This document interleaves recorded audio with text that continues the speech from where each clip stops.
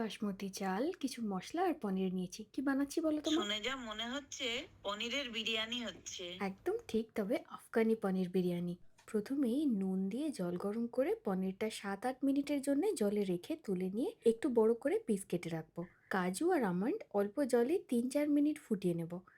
Mixing জারে ধনেপাতা, পুদিনা পাতা, কাঁচা লঙ্কা, আদা বাটা, কাসুরি মেথি, মরিচ গুঁড়ো, গরম মশলা, নুন, চিনি, খোসা ছাড়ানো আমন্ড, কাজু দিয়ে বেটে ওই জারের মধ্যেই 2 চামচ টক দই, ফ্রেশ ক্রিম, ঘি দিয়ে বেটে কেটে রাখা পনিরের মধ্যে ওই মশলাটা দিয়ে 20 থেকে 25 মিনিট ফ্রিজে রাখবো। বাসমতি চাল আধ ঘন্টা ভিজিয়ে রেখে গরম জলের মধ্যে নুন, তেজপাতা, গোটা গরম মশলা আর গোটা মরিচ দিয়ে ফুটিয়ে চাল দিয়ে 80% মতন সেদ্ধ হয়ে গেলে চালের জলটা ঝরিয়ে অল্প ঘি ছড়িয়ে রেখে দেবো।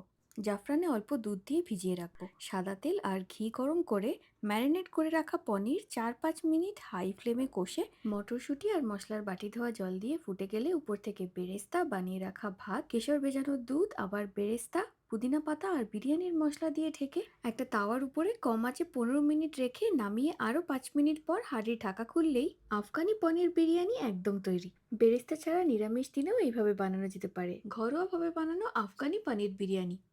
ফাটাফাটি।